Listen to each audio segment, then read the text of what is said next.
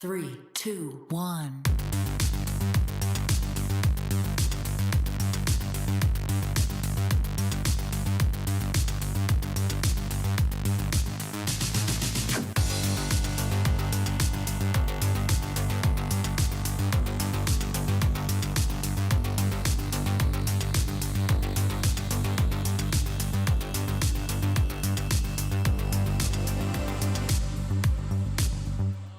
Welcome back to the SMITE Pro League, powered by our friends over at Prime Gaming. Make sure that if you have an Amazon subscription already, Amazon Prime, that you utilize Prime Gaming. Go ahead and link your account over with your Twitch. You'll get access to tons of games. These things rotate in and out all the time, so make sure that you pick them up while you have the opportunity to do so. There's so many great games out there. I mean, all these guys have been talking to the world of Oblivion. I mean, the Elder Scrolls franchise as a whole has been one it's been close to my heart and a lot of other people out there, so make sure you pick that one up. If you don't already have an Amazon Prime subscription, I don't know why you don't. You get so many good things out of it. You can watch movies, TV shows, you can get books, you can get all kinds of stuff. Also, like books? Really, I'm pretty sure you can buy some books. You can buy books on Amazon. Well, yeah, you can definitely buy books. You can definitely buy some books on Amazon. I've gotten a lot of my books actually from Amazon between the manga and the other kinds of things that I've been picking up. A lot of that I do my shopping through Amazon. But then when you get that, then you just connect it, and now you got Prime Gaming, so you get all the kinds of cool stuff. Also, the fact that we have the Rambo Uller skin with Prime Gaming, so make sure that you're picking that one up too if you haven't already done so. It's J-Mac, I got Mifflin here to get ready as we get to go into our second set of the day. But what a great first set that we just had there, Mifflin. I mean, the Valkyries on, what was it, a 26-set loss streak have finally found their first franchise win after that streak, and it's under the belt of the new boys here with the Valks. Yeah, I think that maybe some pretty significant mental damage over to the Leviathans as well, because they were the heavy favorites going into that one. But only congratulations to the Valkyries, able to find their first dub, and finding their first dub against the reigning world champions at that. Just so impressive. Yeah, it was a great first set to watch, but we still got one more to go. As you can see behind me, we've got at least the Scarabs, and you saw behind Mifflin, we got the Olympus Bolts. So those two teams are going to be facing off for our second set here today. Already a 2-1 for the Valkyries to kick things off this Saturday morning, afternoon, I guess, technically. And then tomorrow, we'll be back at 11 a.m. with 3 more sets, Kings and the Valkyries. So the Valks have one more chance at maybe another upset. We'll see. Leviathans and Dragons, and then the Titans and the Warriors will round out our week. I've also noticed this is like the 3rd week in a row, I think, that the Warriors have had the last set. And every time they've had a last set, they've been able to find a win. Coincidence? Maybe I think not. Maybe not. And the Warriors have been on a hot streak, by the way, finding themselves 4th in the standings, 4-2 overall. A large stack up between a 1 and 4. But just so you all know, the seedings there are accurate. We've done all the math for you, so you don't have to do it at home. Those are head-to-heads. Those are the plus, minus, all the buzzwords. Those are legit. Yeah, I'm glad the people behind the scenes are able to do that math for me, because let me tell you, I'm not going to be able to do all that right here. So the numbers that you see next to all of those names there, the 1 through 8, those are all accurate as to where these teams are in the standings right now. And talking about kind of the first team in this matchup here, the Scarabs currently sitting at 7th seed with only the 1 win to their name here, and this being, if I'm not mistaken, the last set of the phase right here. Not going to be a chance for them to break into that top 6, but at least an opportunity at least maybe cause some waves and some ripples there at that top end here. And talking about the Scarabs, I want to kind of talk about the mid lane a little bit, because Baronic has really been stepping up for his team here, not just at the tail end of last phase, Mifflin, but even here in Season 9. Baronic has really been able to expand his God pool and make some real big plays for his team. Yeah, Baronic's got a good deal of competitive tenure behind him as well. Not just his SPL pedigree, but we got to talk about, like, Baronic on console, too. Like, this guy has been around for a very long time, and I would argue his style of play, how he decides to address the match, has gone largely unchanged. It's more so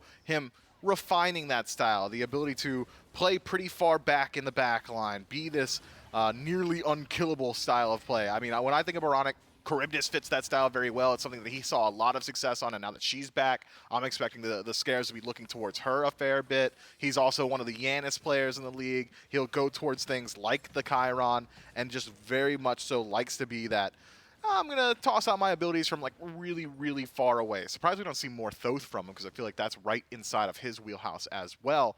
But what he also brings to this team, I think, is just a cool head. If you ever get the chance to talk to Baronic, in interviews, he likes to ramble a little bit. But, like, when you talk to him in person, this guy is calm, cool, collected. He brings some of those Biggie vibes, and that I'm sure he's a life coach to the Solar Scarabs. Likes to make sure everybody's getting their heads on straight, eating their breakfast, getting all their macronutrients. God, I can't listen to Baronic talk about macronutrients for another second.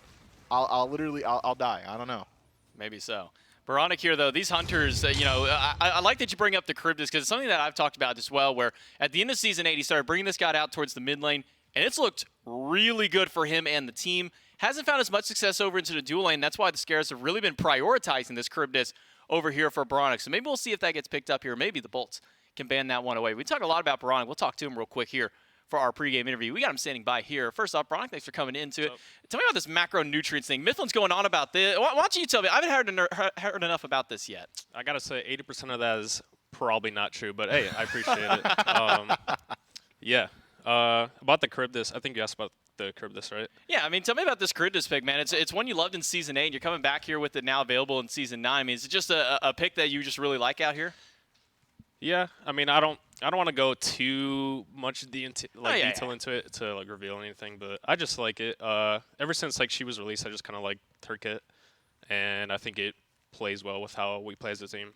Yeah, so. it kind of goes in there. You know, your team likes to play aggressive, but you get a nice little bit of safety out there with it. Yep. And coming up against a team with the Bolts, they've been on a bit of a hot streak out of here. Unfortunately for you guys, you can't really move your way up any a little bit further in the standings, but you can at least play spoiler here to the Bolts. I mean, how does it feel coming into a set like this, knowing that you guys can really play that spoiler card? Well, you can't forget, we still got to secure 7th seed because with the Valks win today, so we're looking for that. True. But I'm not sure how the standings turn out or whatever. We're just going to, show up and play our best and try to put on like a show for you guys. Yeah, well, hopefully we can get a nice little shout out of you guys here against the Bolts. Thanks for coming by for the interview. I'll let you get back with the team though as you guys get ready. Thank you. Thank you. You making up some stuff over there, Mifflin? You've got the look on your face like you want to say it. Just say it, Mifflin. Scram. There it is. Skedaddle. There it is. Yeah, get back there. I turn around and I just see the look on Mifflin's face, and I just know that is what he wants to say out here. But Veronic here in the post-game interview obviously wanted to keep a couple of secrets out there. You never want to reveal too much here. But this Charybdis pick, I mean, we'll talk to death about it between in-game, before games go through, even into it. If that one is available, there's not a shot that the Bolts are going to let that one through here. But kind of the flip side here, where Veronic really likes to play more of these kind of hunter mid styles. We do see Venenu play some hunters, most notably just kind of the Chiron, maybe the AMC if it pops out here. But Venenu definitely sticking just some more of the traditional mages. I think Ven just plays everything. I mean, Mage tab, Hunter tab doesn't super matter. When I think of Ven, I'm thinking of the Yanis's, the Raijins. I'm thinking of things like Thoth, if he wants to. What did Haddix call it? The Viron. This is a very, very adaptable player that has got a massive god pool. I think that he is exactly what the Olympus Bolts need, and that the Olympus Bolts are a team that will at times decide to play through solo. They'll at times decide to play through the duo, and at others will decide to play through mid. They've really diversified their win conditions, and in doing that, you need to have players that are capable of shifting up their style of play. Do you need the mid 3v3 to be where you allocate all your aggression? Sure. Ven will play things like Zhong Kui. Do you want him to play super safe because you're looking towards the side lanes to get your early game leads? Okay, he'll play things like the Thoth and sit behind his tower. Is it objective focused? Yeah, he's also got things like an E-set in his back pocket. So adaptability, the name of the game for Ven, and he plays every single one of those gods and every single one of those styles of gods at the very highest level. And he's really been making a standout here in Season 9 specifically. Season 8, the Bolts were kind of teetering off towards the end of the phase. They were kind of struggling, especially during that World Championship up against the Leviathans. So to be fair, that was also against Leviathans, a very tenured team at that point in time. Maybe a little bit of a lesser so now, as we've been seeing finally a couple of holes in the life raft of the Leviathans so far. But this Olympus Bolts team as a whole has really been able to step it up here. Haddix and Ven, bringing up, well, it's like to talk about the Fantasy League. They're two of the highest scorers when it comes to the Fantasy League out here. Haddix has been such a consistent pillar for this team in that solo lane, and Ven has really been able to tie up a lot of the loose ends in these fights. You know who the two highest scorers are in those roles, though, right?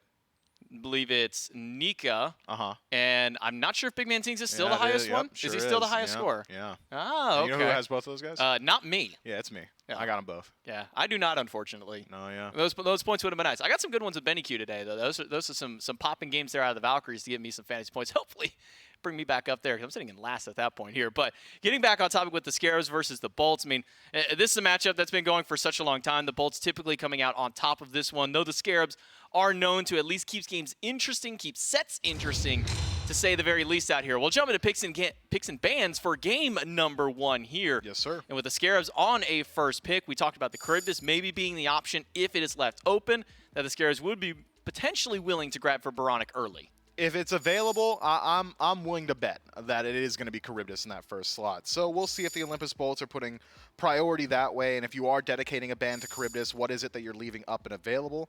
Wasn't expecting to see an Oleron ban from the Olympus Bolts, but remember back when the Solar Scarabs were taking Charybdis for themselves consistently in mid, what was it generally matched up with? Stewart taking the Oleron into the duo lane. So maybe the Bolts essentially going for like a Charybdis adjacent ban, trying to see if they can address what that strength of the draft was from the Solar Scarabs, and maybe that's enough to dissuade the Scarabs from looking towards that pick. Dangerous. And it is, so I was wrong. Glad I didn't take a bet. Yamoja locked in first overall. And, well, that's a good deal of pressure in the duo lane, great sustain in these elongated team fights. You're probably going to be able to force out at least one relic selection from the Olympus Bolts. I'm talking about Phantom Shell.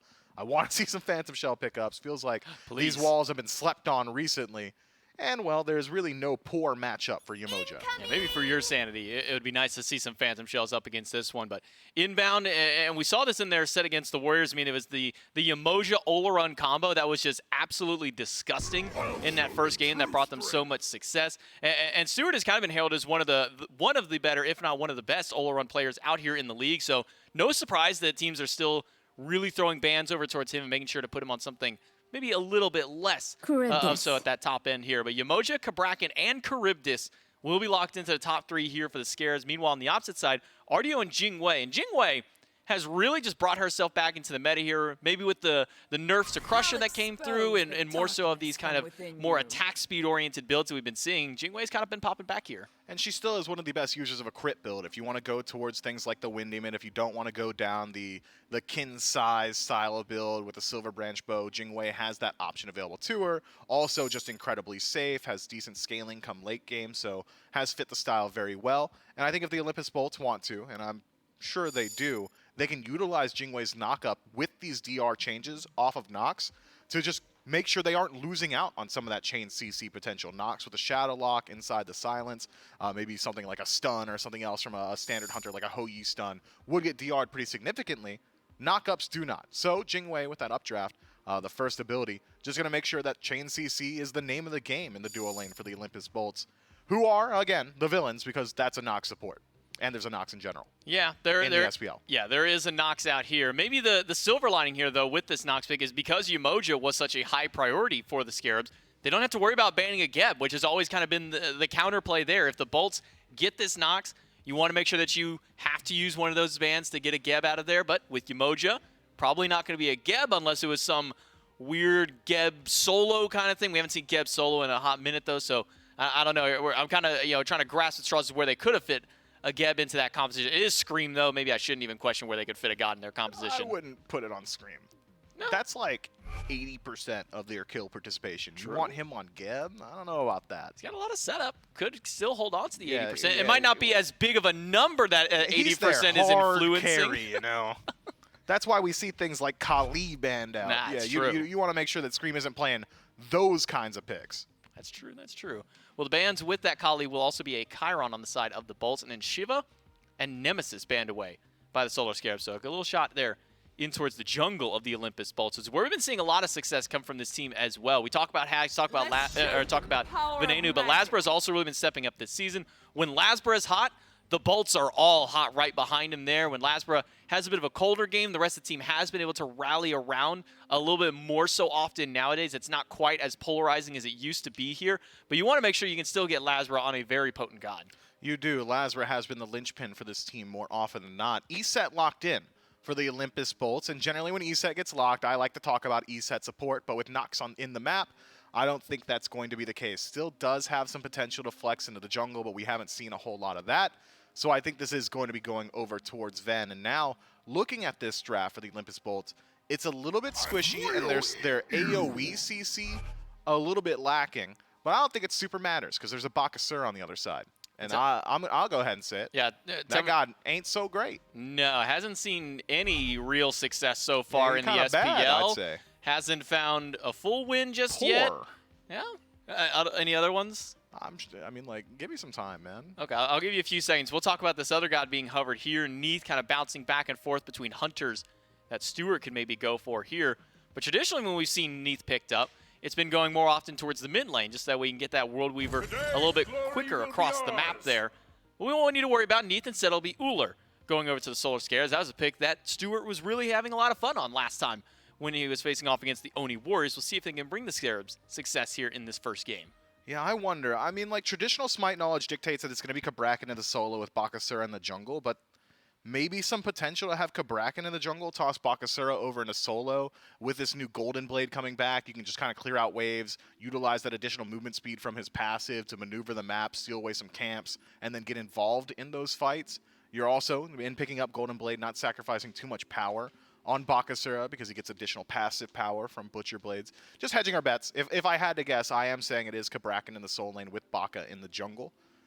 But like Baka's matchup into some of these picks is just so weak. It just feels like a strange pick into things like ESET, where sure you could step up, but she's gonna hit you with Dispel Magic the second your CC immunity wears off from Regurgitate, get an HP shield, slow you off, stun you, or even just drop Circle Protection at her own feet. Sure, it's true damage, but that's true mitigation on the other side. Circle Protection also giving you a burst heal. Gilgamesh. Just feels like Bakasura really going to struggle to find his opportunities to fight in this match. Even up against the picks that you would think it would look good into, like Jingwei. I mean, like Airstrike just gets you out of there, man. Removes you from the playfield. Bakasura certainly going to struggle to find his value. Gilgamesh, the final lock-in here for the Olympus Bolt. So it will be that ESET going over towards the mid lane, or just to cover my ground here, maybe could be a Nox in the mid with ESET support, though. Sure hope I think the last time that we saw a Nox mid was Baskin back at the Worlds qualifiers for SCC, and could not tell you. That one didn't go well. I remember that much. It didn't win, and it didn't look so hot here. So most likely will be that ESET slot over towards mid and giving Jake that Nox, which has been where Bolt's found a lot of success on this pick. I believe they're 100% win rate when they have picked up this god here. So the Bolt's looking to continue to carry that mantle. Yeah, they are at 100%, and they've got some good early game pieces to play around this Nox. Gilgamesh somehow making its way to 10th pick feels very good for the Olympus Bolt. It's able to mash up against, or with rather, that aggression that Nox is able to generate throughout the early portions of the game. Shadow Lock and a drop kick going to be one of the nastiest CC combos you can get, even at like level 2. That's just an incredibly long stun and an incredibly long route for the Nox. Undiarable CC from Jingwei as well to match up with it. And if you are able to utilize this pick style composition very well, you can start to transition it in towards objectives thanks to Circle Protection from ESET. So the Olympus Bolts have got tools to work with, whereas the Solar Scarabs on the other end, they really are reliant on this Bakasura finding value. You really need something from that, because if he falls behind, Bakasura, well, it's seldom he does fall behind because he's one of the best farmers in the game. But if he does, we'll really, really struggle to apply that damage. Otherwise, Cabrakan, a very consistent initiator, has walls. Yamoja, another great initiator, plus Sustain God, should help you out in these longer team fights around objectives. Similarly, has walls, can force a relic selection from the Olympus Bolts. And then you've got two great late game scalers, just hunters.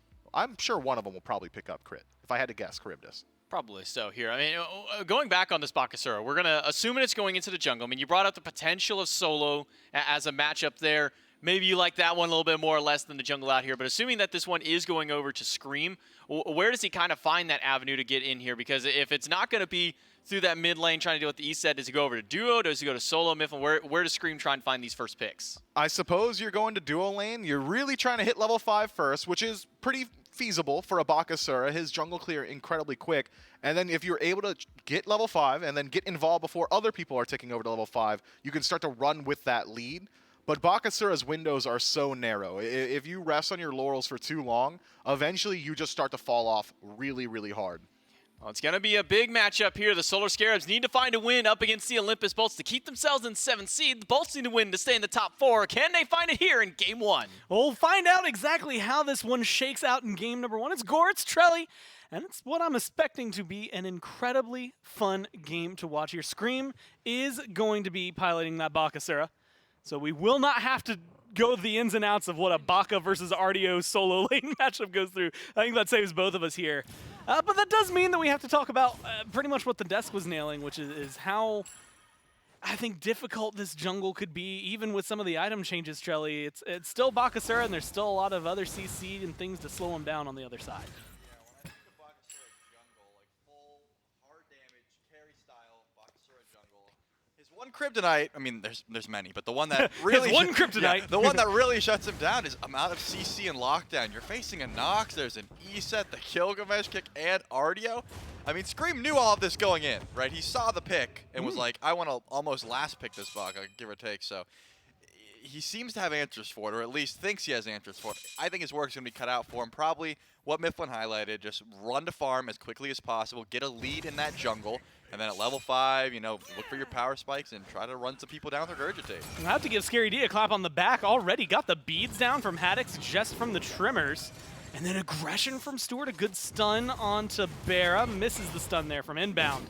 And now it's Scary D who's in trouble. The gank is good. And Haddix gets the first blood thanks to Lasbra, serving that one up on a silver platter. Well, it turns out getting those beads down doesn't really matter because Haddix was going to get aggressive, and of course Lasbra was going to come out and help out. At least Haddix gets the kill there, so that's going to be an extra little bit of XP and gold in that lane. However, Scary D had the teleport, so we'll be getting back there shortly. Lasbra, though, is going to come over here in the mid lane. But again, there's a Bakasura. There's no kill potential, but there might be some death potential. Yeah, they're going to try to create that opportunity to kick back and the leap, all of that. Going to keep Scream just far enough away that they don't end up going down. Like you said, the kill potential may be disappearing. And we can take a closer look specifically at this first blood. And this is a conversation. Last time, I'm going to say it, you know, we saw it, I believe it was yesterday, the Gilgamesh for Lasbra.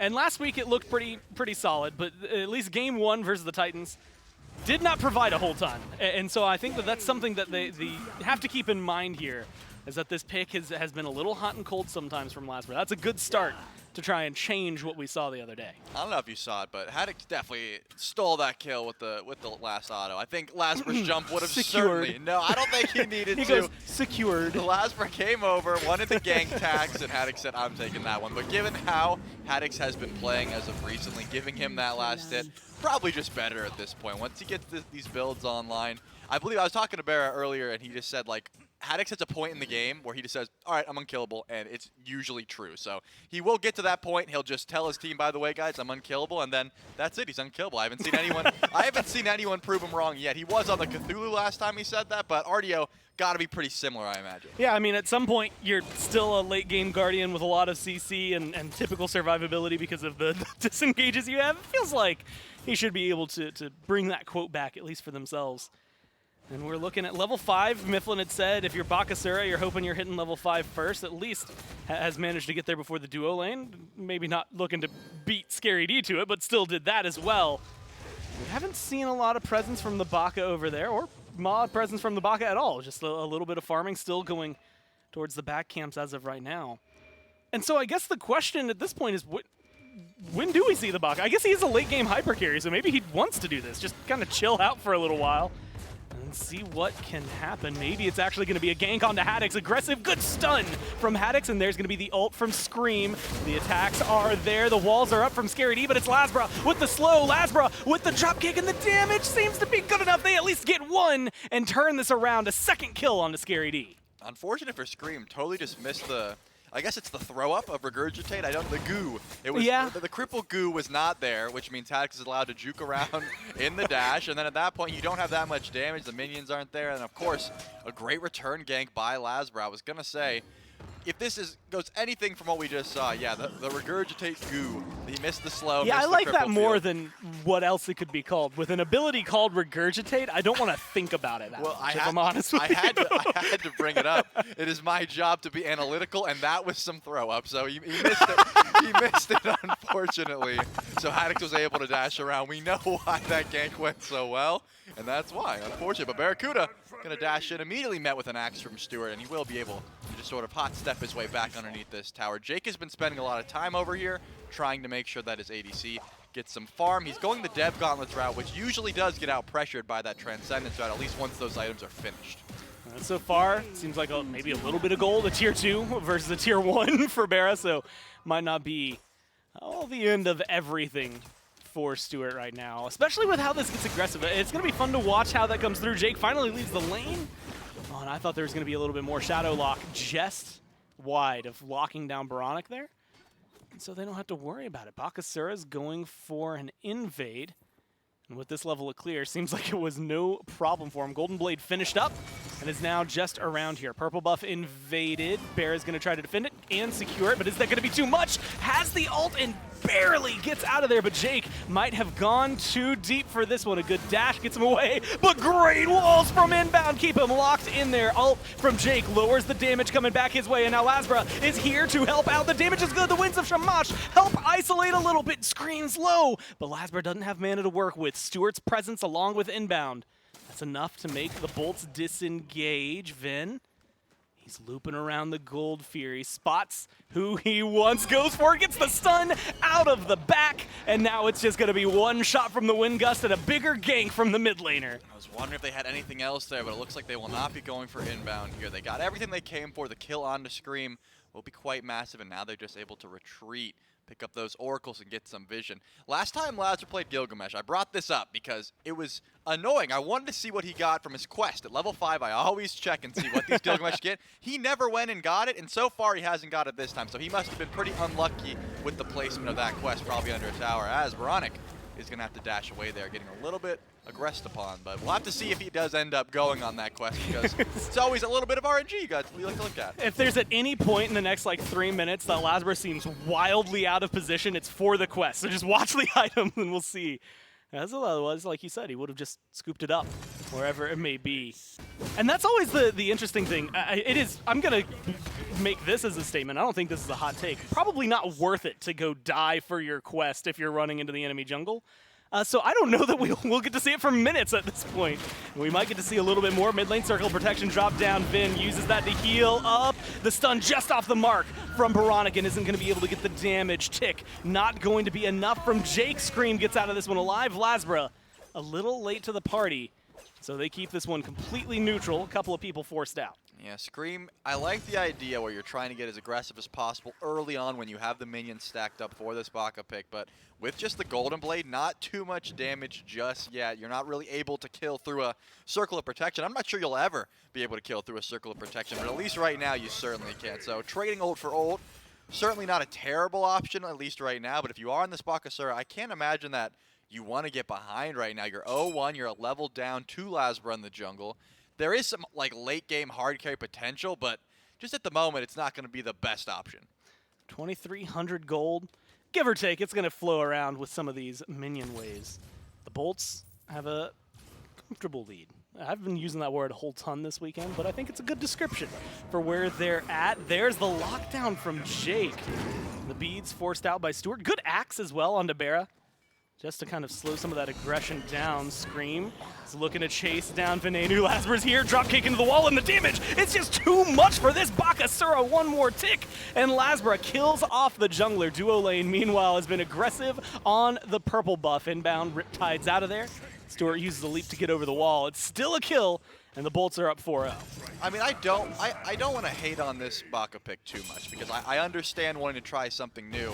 But every time, oh, hold that thought, Lazarus going to get very aggressive here on the Scary D. Bracken could be in some trouble. Yeah, tell me if you've seen this one before. Gilgamesh jumped in and drop kicked someone against the wall. They're stunned and they're chasing them down. Artio and Gilgamesh, do they have the damage to get this one in? With Scary D's pathing, they're going to be able to kill him. It's just a matter of time at this point.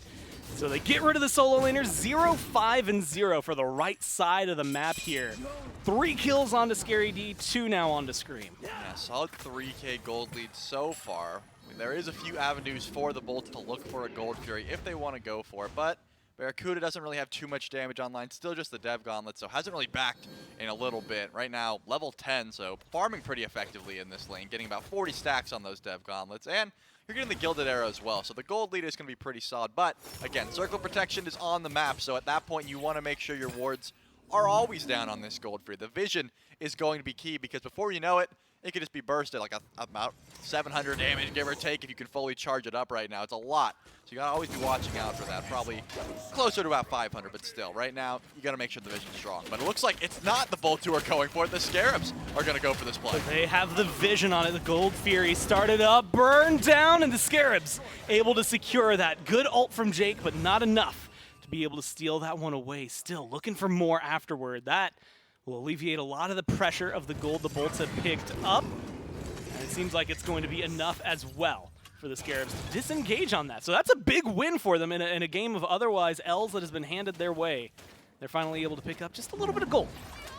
I mean, we only have one Baka game to go off of here, and that's when Captain Twig played it a little bit ago. But Golden Blade into Jotun's Wrath was certainly not the build, as Jake will get axed here, take a good bit of damage. Riptide's back. They're chain stunning here. You could be gone. Oh, there's going to be the shell. There's a silence. Shadowlock misses. Dash is good. Jump is better.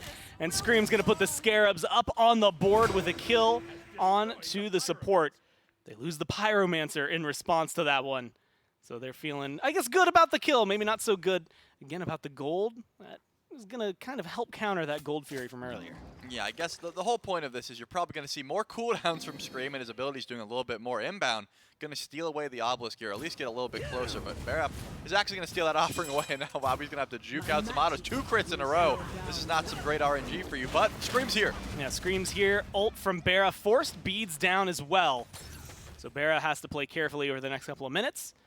And inbound takes a couple of shots, but you saw some bolts missed early on there from Barracuda. That could have potentially been that kill a lot faster than Scream could have replied. Good jukes from the support on the Scarabs.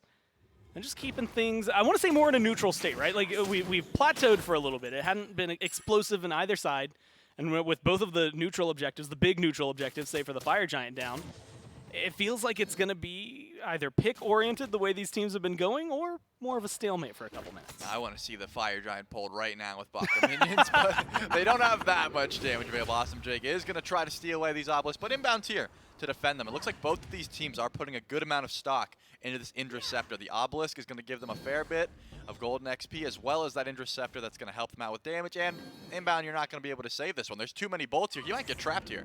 Yeah, this is going to be something you have to be careful. Silence into Shadowlock, into stun, into silence again. Wind Gust is good. The walls come through from inbound, but every single offering from that obelisk has been stripped, and they pull a big cooldown off of the support here for the Scarabs as well. They might go for more. Shadowlock again. Dropkick into the wall. Inbound's going to get away thanks to that tier 2 tower. Stewart finally going to start paying a little bit of attention, come around.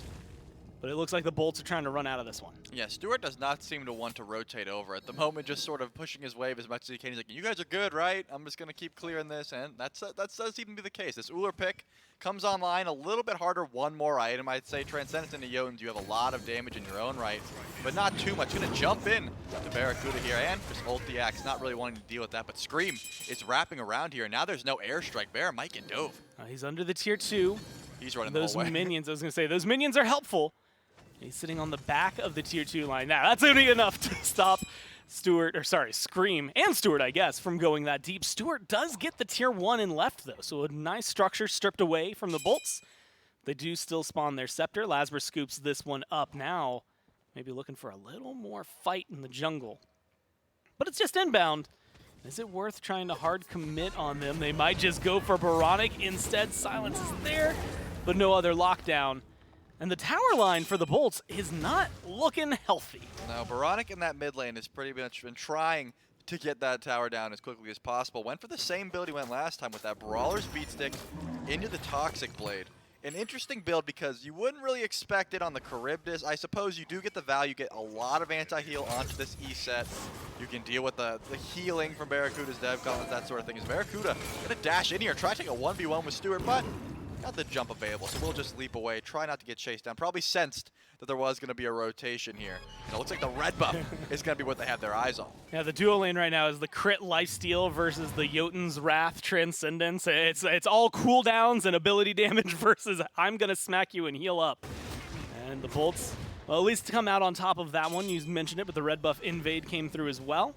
And we're starting to hover back to that 3,000 gold mark. Not quite there yet, 2,500, 2,600. That's been favoring the Bolts.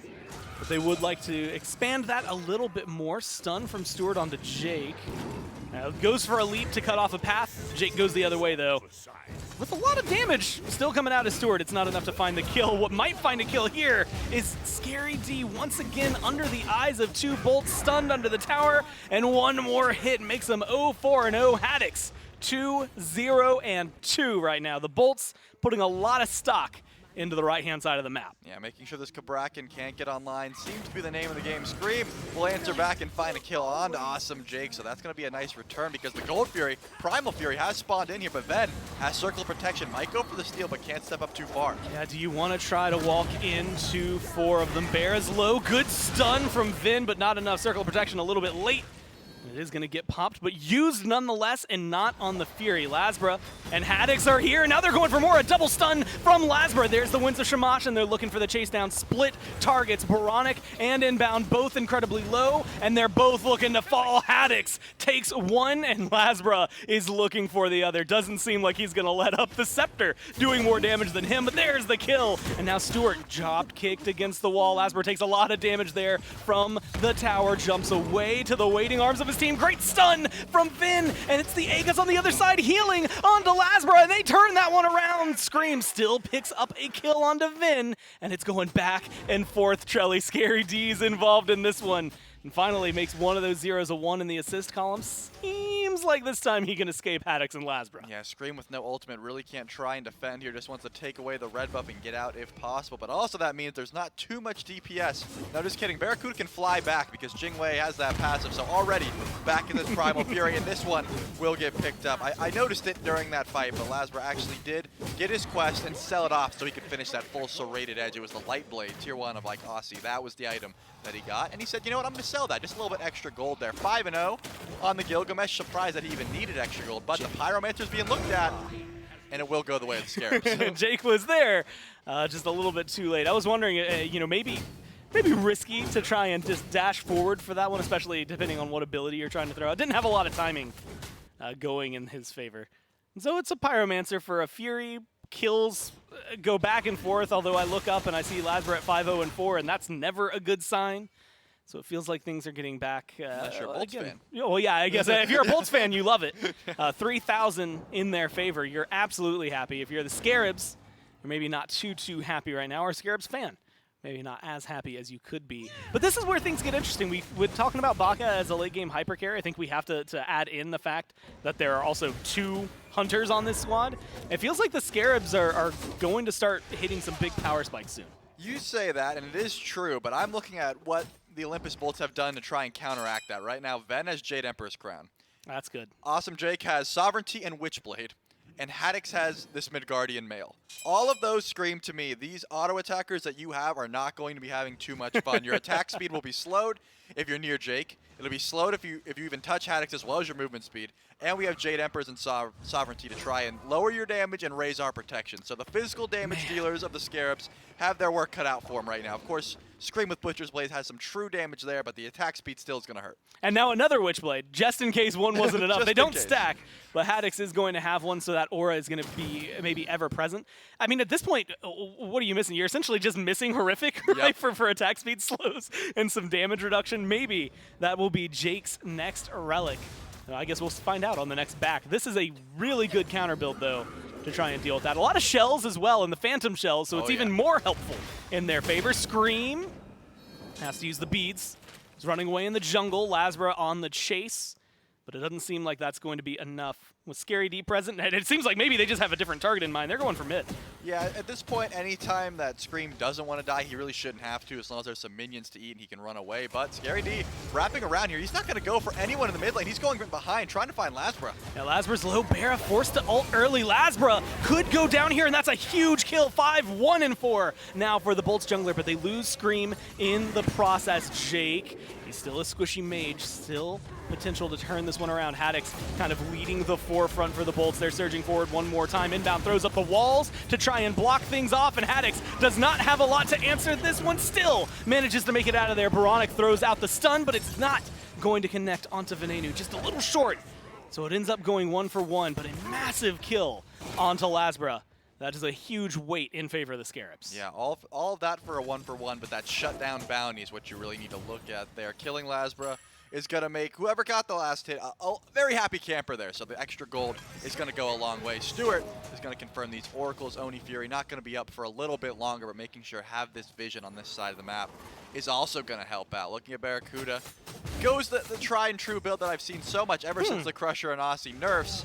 Just right from crit into the chin size. You want to make sure you're doing damage to the squishies, and the carries, making sure you can, the squishies and the carries, the squishies and the tanks, making sure you're able to shred that HP, but also crit as much as you possibly can. But Stuart on the Euler, a completely different side, just going for the Hydra's Lament, wanting that extra auto attack after the axe that's going to do a ton of damage. Well, Jake apparently had I want to say a good amount of money, maybe not a ton. Goes back, full buys the Bracer of Brilliance for his team. We'll see how that ends up affecting them. Looked like it could have been maybe a little more of a fight. Fire Giants where things are going on. Haddix catches out Scream. Baronic, they're over their damage onto Scream from the FG and from the Bear itself. And Haddix is trying to lead the way. The rest of the bolts coming in. Stuns are good, and they're locking down two separate members. Scary D's low, Scary D's gone. Vin with the circle of protection picks that one up. Inbound is locked away. The bolts looking for a little bit more, and they're trying to find the body blocks. The Riptide's too good, just not good enough though. The tier 2 tower will not thwart the bolts, and they find a 2 for none. That's the second time that they've tried to drop the Baka minions on an objective, and the burn was just not there. Scream just not doing quite enough damage. You have Baronic with Executioner, which is going to help your DPS, but it simply wasn't enough. The bolts answer back. They're on the FG, and if you look at your map, there's no one even close to go for a steal here, so this objective will be going the way of the Olympus bolts. They have FG at about 21 minutes, relatively early, but I would say it was pretty much handed to them at this point. The Solar Scarabs tried to sneak that one, didn't work out, and now they're looking over at Oni Fury. Scream maybe trying to catch someone out who comes around the corner, but they're grouped up. You're not going to find just one of the bolts. Not only that, they're going the other way, so they're not going to find you there. Still should have vision. Baronic is the target. All of the CC misses. Scream now spotted out. Lasbra caught him.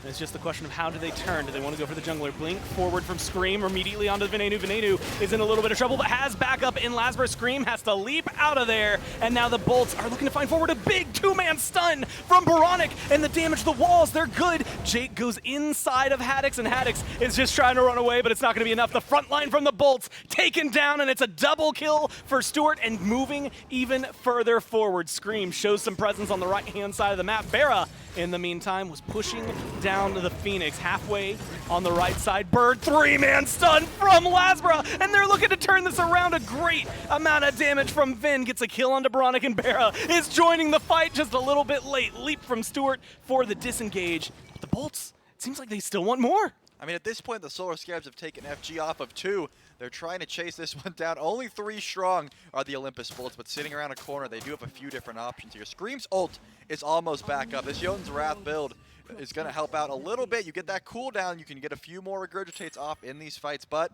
the Oni Fury, the real prize of this engagement, has still not been done here. Obviously, with FG, you get the tier 2 tower, and Riot Bear did a good job of split pushing, but it looks like Scream's just going to drop the minions onto this Oni Fury with all the bolts here. Yeah, they see this. They recognize it's happening. They're maybe going for a different fight, though. Scary D stuns out Lasbra. Lasbra takes a lot. Two-man stun from Venenu, though, and the damage is good onto inbound. A couple more shots from Bara, and that's all they need. Lasbra will secure it, and they get at least one to start this off. Force the Scarabs away from the Fury. Stun onto Scream. Vin is fishing for a little bit more, but Stuart's here. This is a dangerous position to be in if you are a lowly mid laner. But I don't know if Vin is going to consider himself a lowly mid laner. Good stun from Stu. But is it an overextension? Oni Fury goes to the bolts, and the Scarabs run away. At this point, I'm surprised that Fire Giant hasn't run off. This fight has been going on for quite some time for the Olympus Bolts. This Fire Siege has a few more minutes left, about 1:40 until that buff runs out. They've gotten the tier 2 tower in right, they get the tier 1 tower in left, and now looks like they have their sights set on this tier 2 in left as well. Lasbra will be pushing the mid lane, so they might have to split up the forces of the Scarabs. So right now, they're going to try to defend this. They're not too scared right now, and Haddix is surging forward. Two-man stun one more time from Vin. Circle protection dropped, and that's going to be there for the heal. Keep this E-set looking good. Scary D, along with Baronic, a lot of CC. Vin is low, but there's going to be a shield, walks out of it alive, and the Scarabs cannot say the same. Inbound goes down. Baronic incredibly low, as well as Scary D forced to run away, but can they get the full disengage? Bolts, they admire the structure a little bit more. The health bar is not as full as they'd like, and they're going to get out of this one again with another kill onto the Umoja. As far as Fire Giants go, this one could have been a lot worse if you are a Solar Scarabs fan. The Phoenix could have been looked at, but right now you just lose a little bit of your HP on that right Phoenix. You lose a few towers. You still have your mid-tier 2 tower standing tall, but Barracuda has 4K gold in hand. So that could not, that's not good if you're a Scarabs fan. That's a lot of gold, Trelly. That's like, that's a lot. If you're Barracuda, you're not going Ornate Arrow. Usually, You should if you're on Jingwei, but Barracuda's been going for the Diamond Arrow, so we'll have to see which upgrade he does decide to go for. But And he can afford them. That's a full Diamond Arrow, a full Silver Branch, and probably Tier 1, I imagine, Deathbringer at this point, so we'll have to see what he decides to do with all of that gold, but I wouldn't be surprised if it does go pretty much what we just said. He's been playing a lot of Jingwei, what, game 102 now probably? Yeah, at this is point? 102. He knows the god pretty well. I would imagine after all of that, like almost a 60% or approaching a 60% win rate. There it is. And there it is. I mean, you had called it. There's the upgrade, a fortifying shell as well. No Aegis for either of the carries on the bolts. It has been shell for both of them. That's 3 alongside shells what gel there Jake has. Yeah, that is a lot. And you called it like perfectly. It's the upgrade plus the Silver Branch and the Tier 1, presumably to go into Deathbringer. I do play this game a lot, and I know the gold a little bit. If I had 4K gold, that's what I would have done. Nah, you're in Bear's mind. You just knew the teleport. Like 4K gold, I mean, again, that is a massive spending spree he just got with the full upgrade as well. Well, we'll see if they can do a little bit more. Scream has to use the ult for a disengage there. And that's a huge deal. I mean, they've been using that more often than not. They've been using it to pull objectives. But he's just going right back to the wave. All he had to do was fake like he was leaving, and now they're going to have to come. Look, they're both backing. Lasper has to come try and stop him once again. He's like, I already stopped you once, man. How many times do we have to teach you this lesson, old man? But looks like the Fire Giant is what the Bolts really want. That split push will be stopped. Lasbra is in left lane currently, and will be spawning here shortly, and then the fight will begin. But right now, Scream and Lasbra are a little bit late to the party. But no one is going to try to pull this one just yet. When the Scarabs did pull this FG, it was because Scream dropped that ultimate, probably wanting the upgrade onto Eye of the Jungle before anything happened. And I like this pathing from Scream as well. After having just dropped your ult, like all of the minions you've eaten gone, so you have to reset it.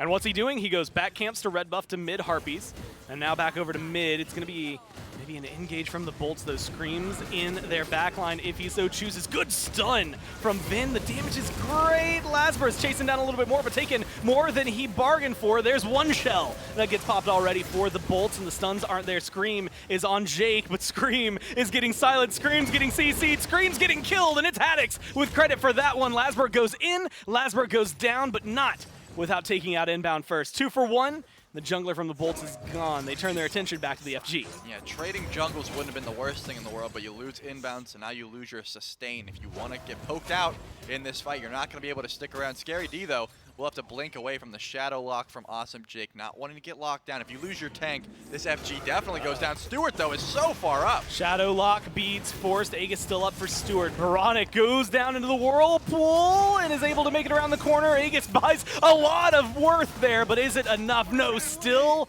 taken down. Maybe too aggressive from the typical carry on the Scarabs, and then the saving play unfortunately cost Veronic his life. The question is, do they wait? No, I was going to say, Scary D is going to be here. Do they wait and try to find the pick? 8 seconds on Lasbra if he does want to get that FG buff, but they're not going to go for it with Scary D here. They don't want to try and go for a 50-50, but it looks like they want the fight. Yeah, Stewart, oh my god, bursts down instantly. That Aegis wasn't used earlier, but it finds a lot of utility this time around. Looks like he will stay alive because of it. So Stu's going to go back to the base, heal up, TKO, inbound stunned out, inbound silenced, Riptide, not enough, Shadow Lock there, and it looks like one more death for the support. What a good stun from inbound. Unfortunately, it just buys some time, 1, 6, and 5 for the Emoja, and it has been a cycle, 1 in, 1 out for Scream's the Scarabs back. constantly. Yeah, Scream is back, and he will be able to help defend here. Circle of protection, not quite up. Scary Tell me D, if you've seen this before. you don't have beads, bro. You're not going to be able to do anything. So now Scream has the only steal opportunity, and he's just going to go for back camp. Stewart's going to farm up the left side of the map. The Olympus Bolts will get the Fire Giant one more time, and they're not going to sit here for 50 seconds. They don't care about Enhanced Fire Giant. They want this right Phoenix. I mean, at this point, Bear has already opened the door for them, the towers. All they're missing everywhere except for that mid-tier 2 on the sides of the Scarabs. So that's going to give them a little bit of pushing power. The minion wave is over there. You might lose a Primal Fury for the Bolts, but there's 3 Scarabs on the left-hand side of the map, which means that this should be a very quick objective in terms of the Phoenix. They're going to end up backing here, and that should thwart the Bolts from going immediately for the Titan, but they're still walking towards the Titan room, maybe ready to take the fight, force someone out. Damage seems to be good for the Scarabs, just enough to force the Bolts to play this one a little more safe, and they back off. I don't blame them for walking into the Titan room there. They had Circle of Protection. They probably had the opportunity to try and end, but not the safe call here. There is still a tier 2 tower in mid and 2 Phoenixes up. If you do throw there, you pretty much just lose the game. It's 30 minutes in, even this far behind. The Solar Scarabs could certainly run it down mid and try at least get the Phoenix down, which you don't want to go for. Look at the upgrades on the bottom right of your screen. You're going to see a lot of them. That's Deathbringer, that's Compassion. I'm pretty sure we saw Soul Reaver finish. There's a lot of upgrades for the Olympus Bolts. They were able to spend up that gold, and now the Solar Scarabs are going to hide behind walls. I don't hate this play right now. If you could find a pick, you could probably shut down a little bit of this push, but it doesn't seem like the Bullets are going to split up at all. They are grouped as pretty much 4, as Lasbra is in mid and Ven is not too far away. And you know, we always talk about this Golden Blade in the jungle, what it can bring to you in terms of clear, especially since it's being picked up on screen here. Right there was like maybe the best example for a late game Golden Blade. That was a massive wave that he just absolutely took care of. Are they going to base race? I don't know if it's the call, but that's what they're doing. Lasber's the one who's spotting this out. Yeah, Bolts are backing. Phoenix is getting pushed down. Lasber's half health jumps away, and the Phoenix goes down. So the Scarabs pick up mid Phoenix. Can they get out with their live scream? The answer's no there. Barra has to ult away. Stewart's low. Haddix is chasing, but a good Riptide from inbound slows the chase down. Range CC from Haddix not going to connect, and they are continuing the chase at this point. Lasbra, left side jungle, running straight down, and every single bolt is just running forward. Unfortunately, the CC hasn't been there from the Scarabs. Yeah, the Riptides were enough to get them out, and Stewart has 180 axed both times on a Haddix. But now, sure, you get that mid Phoenix. I guess it will be a little bit harder to try and get that mid Phoenix now, but someone has to defend these right wave fire minions. Lasbra is going to split the opposition and go left, so if you're the Solar Scarabs, you got a small win here, but now you have to try and defend this Fire Giant for another minute 20, so essentially the rest of this push here, it will still be a factor. Oh, and this is going to be a dangerous spot to be in. Ult from Jake thrown onto inbound. Inbound Riptide's out of there. Left side Phoenix, it's gone, and now the Bolts are jumping in. Barra finds Baronic. The rest of the Scarabs make it back to the Fountain. Scary D's surrounded, but they don't care about the kills right now. They want a little bit more. It's the Titan, and it's the Bolts winning game number 1. Circle of Protection, pretty much the answer to any Titan base you ever want to go for there. Drop it down, you get the healing, you get the damage, and then you're able to siege that Titan very easily. Ven looked very solid on that east side. I think 8-1 was the final kill count there. All pretty much facilitated from Lasbra getting active very early, and the Baka pick being vastly ineffective, we'll say.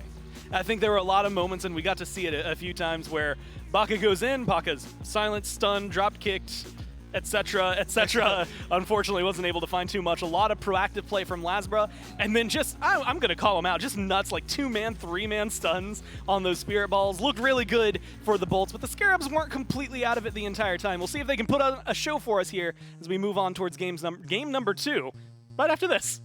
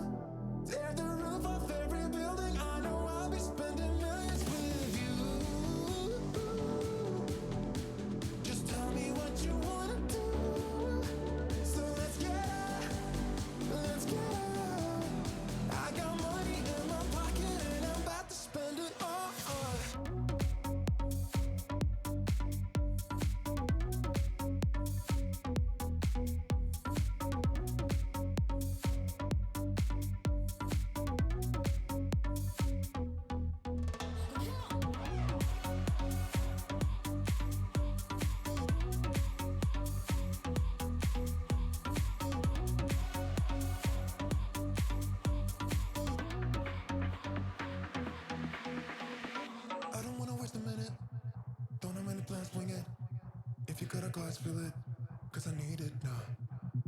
Money is a in it, I don't wanna think about it. So if you know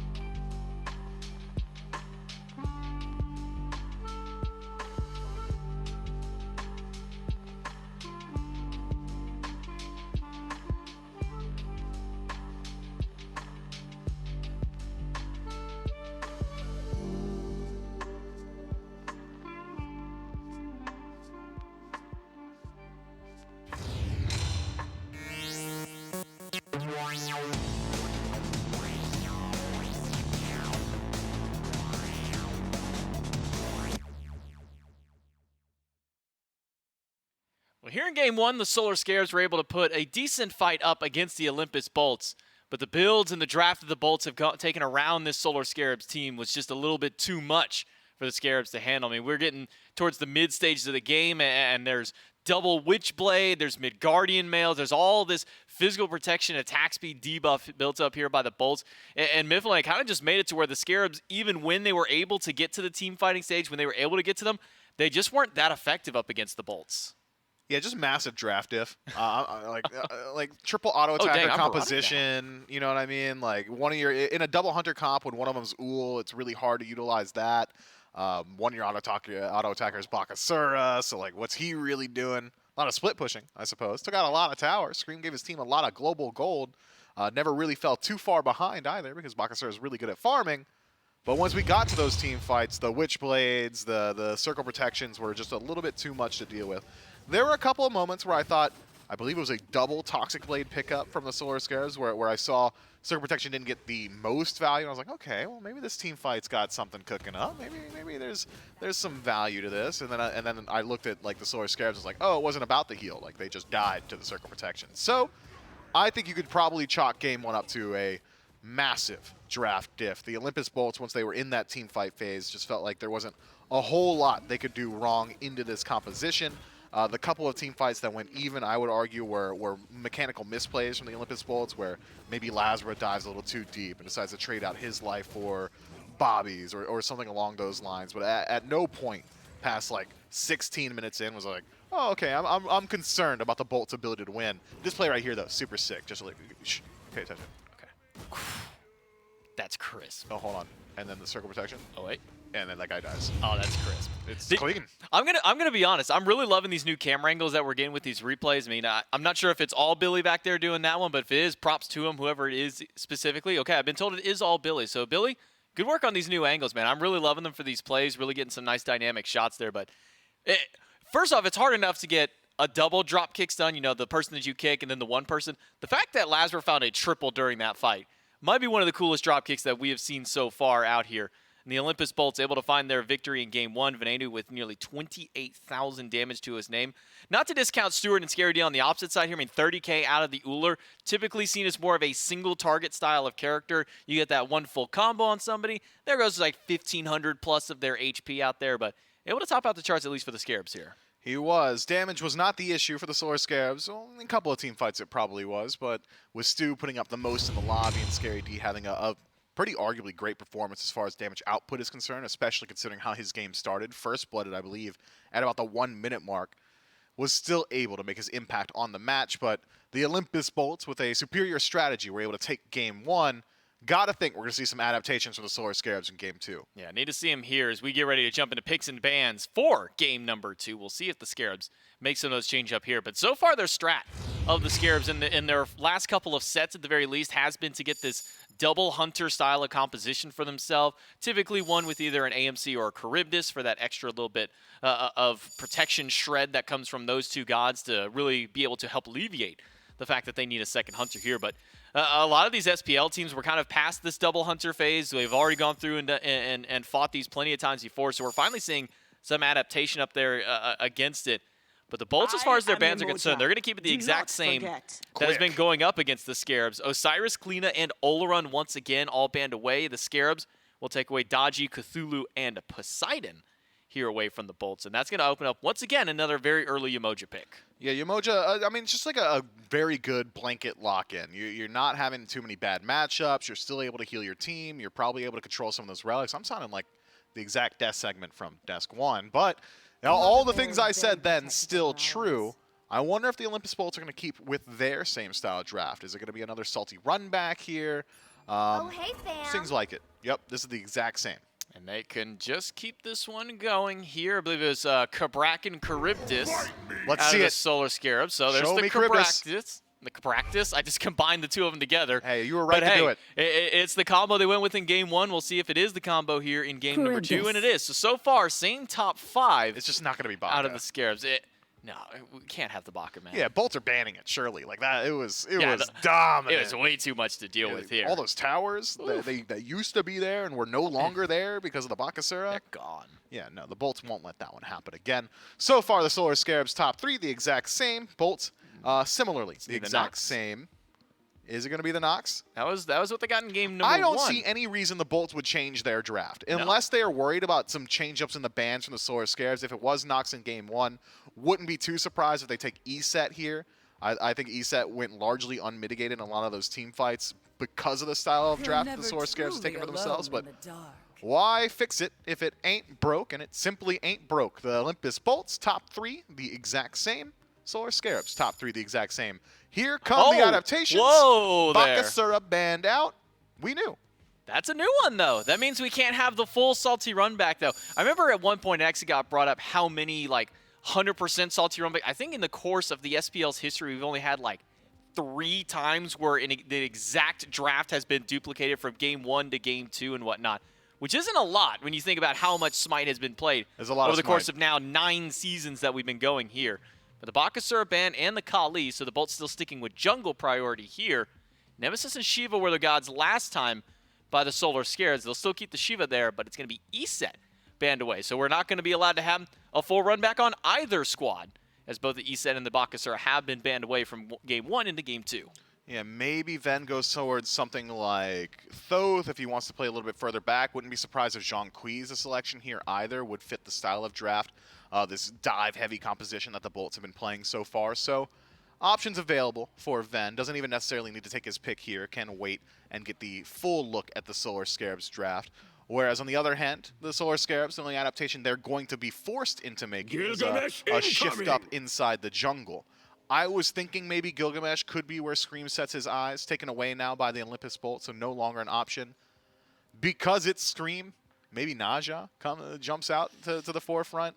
Doesn't synergize overly well with this style of draft from the Solar Scarabs unless they decide to take Charybdis into the dual lane and maybe put like AMC in mid, then Stinger's like a really good follow-up tool for that Windfire Wheels, but as of now, the field's open. You can go just about anywhere with this draft. Yeah, we'll have to wait here for a moment to see where Scream and Stewart potentially, if this Curtis is going back into Baronic's hands. Success has come more often than not whenever it is Baronic piloting this Charybdis. Hasn't seen that same level over in Stewart's hands just yet. We'll see if he goes back to the Uller. Wouldn't be too upset with the pick, potentially. At least myself, I wouldn't be upset. I mean, the performance he had in game number 1 was good. A lot of damage. Did most damage in the lobby, at least as far as that was concerned out there. Just couldn't close out a lot of these kills, could the Solar Scarabs. They're digging into their bank time here. And it's going to be Morgan Le Fay. And if this was any other team in the league, we're immediately going, all right, cool, Morgan Le Fay mid. But Scream has ran this god in the jungle, and it seems that he might be running it again one more time if this Danzaburo does get locked in. Danzaburo jungle has just about as many merits as Morgan Le Fay in the jungle, I'd argue. So, like, I'm not even 100% convinced that it would be Morgan Le Fay in mid, or in the jungle. I mean, both are traditionally non-junglers. Both have got pretty decent CC lockdown on gank. One has a cleaner initiation. Camazotz has got flex potential in the mid, so, you know, it could still be Morgan Le Fay in the jungle. Yeah, it's worth bringing up, all right? I've seen Camazotz mid, okay? We have seen Camazotz mid, Camazotz jungle, and Camazotz solo. Don't think we've seen a Camazotz ADC. I think we have. Yeah, I believe so. It's been a while. It would have been a while. Definitely something Stewart's I can't remember. Okay, so maybe it is going to go over there. Man, this is the one thing. It's like watching the Jade Dragons play. You see a god get locked in, you go, that can go to like 4 different people on this team. Oh, that pick? Yeah, I can go to like 3 other ones here. I love watching these Scarabs games specifically like this because of drafts here. You never know fully what these guys are going to do. No, you do not, and it makes it hard to strategize against them. Luckily, traditional Smite knowledge is traditional for a reason because it traditionally works, and the Bolts have got themselves a much more standard composition, whereas the Solar Scarabs have got the onus on themselves to prove that this completely unorthodox draft can work at the highest level of play. If I had to guess, and I am guessing. Take it away. Camazotz ADC, Morgan Le Fay jungle, Charybdis mid, Cabrakan solo, Yamoja in support. That's where I'm going. All right, well, we'll see if that's where the Solar Scarabs go ahead and lock their gods in. Olympus Bolt's taking a little bit of extra time for their final pick over here for Venenu. or could be Jake. No, it's not going to be Jake. Called It's it. going to be Venenu. Thoth going to be locked in here on the side of the Bolts. It may be a little surprising with how little we are seeing of Thoth as of now, especially this week. Maybe with some of the changes to the nerf, some of the flat pen items that Thoth was building have taken a slight damage hit here, but he still has a lot of long-range poke. His passive still gives him quite a bit of free flat pin in there. So maybe surprised to see him kind of fall this far down. Yeah, Thoth is still incredibly strong. I am curious to see how the itemization changes have affected Thoth, whether or not he's still going to go towards that double flat fen start, whether or not it's going to be a little bit different. I know that Doom Orb's been on a massive resurgence recently, so I'll be keeping my eyes on Ven's build going throughout this game. Worth noting, and I know we've had some fun with the Solar Scarabs draft, if they decide to put these gods in like normal spots, this is a very standard composition. If it's Charybdis in ADC with Morgan Le Fay mid, and Camazotz in the jungle, Kabrak in solo, Yamoja support, that is just standard. That's a tried and true Smite comp. But it's the Solar Scarabs, and I just don't think that's what it's going to be, man. What if they throw us for a loop in the wrong way, where it is Morgan Le Fay mid, Charybdis over in the ADC role, but it's Camazotz solo and Kabrak in jungle, and they throw us for that loop? Yeah, that's not even a loop, I don't even think. That's just like a standard compared flex. to what we've been kind of just going off of here with those other three, you're right. could maybe see the Kabrak and flex through. So too many gods with too many flexible roles here for this team, maybe for my liking here. The fact that we can say that Camazotz can go to 4 different spots on a team like this, then Morgan Le Fay can go to 2 different roles specifically. These Scarabs are wild, man. They really are. But what this draft does well is team fight. I think that the dive potential between Kabrakan and Camazotz is incredibly high. Your standard damage output from Morgan Le Fay is just going to be that. No matter where this Morgan Le Fay is placed, eventually in a late game team fight, it doesn't matter if you've been jungling for the first 20 minutes. When it's a 5 stack, it's just a Morgan Le Fay. It's just going to be a Kabrakan. It's just going to be a Camazotz. So it's just about when these gods are going to hit their power spikes and what the early portions of the games look like. That's what your role allocation does for you. But if the game goes late and it stays even, you're looking at a very standard composition from the Solar Scarabs, and I think it's one that can work out very well.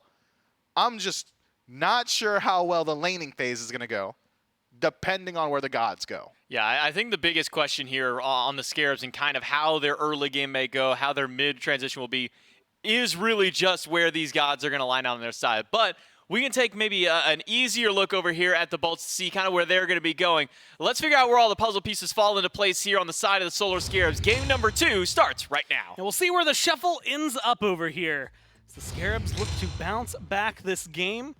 And it is going to be with Stewart playing the Camazotz, Scream on the Morgan Le Fay, and Baronic on the Charybdis. And you know what? Obviously.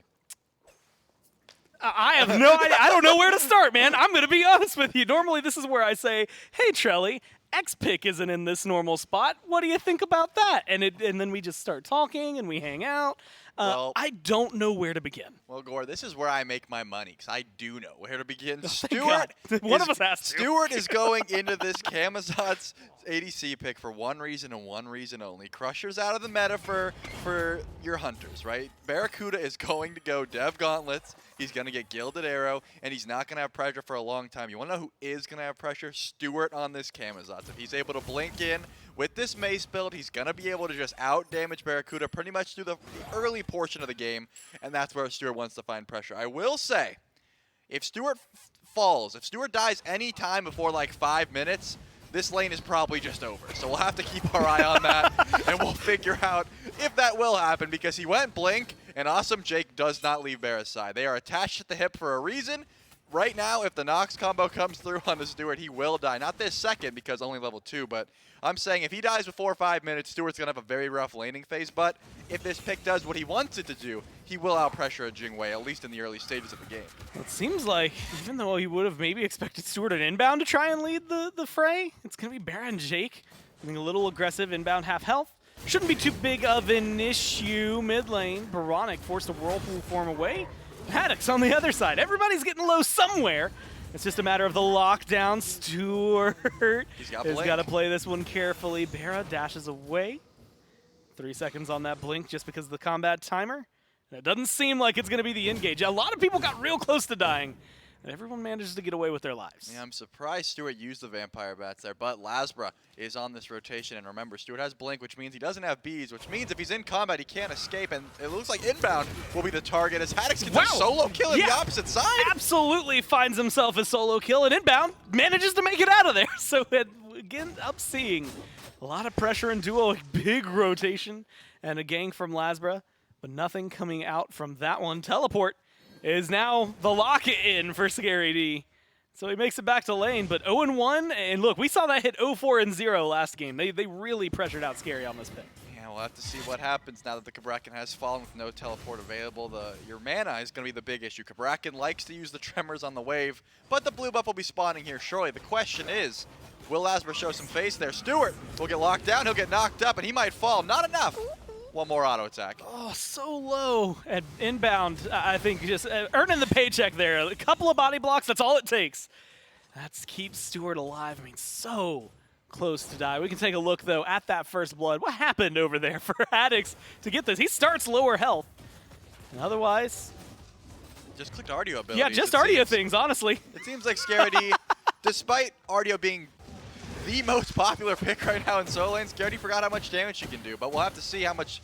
Nope, I was going to say we're going to see how much damage Gilgamesh can do if Lasbra shows some face over here, but just going to go for that Harpy. I think probably spotted out by Scary D, but he's walking up here very confidently. That's because Scream's on the way. Morgan Le Fay is going to make the rotation and has ultimate. Now we'll see how this works out. Good damage from Scream. There's the ult, and one more hit does it. Morgan Le Fay in the jungle. That's the first kill for the Scarabs.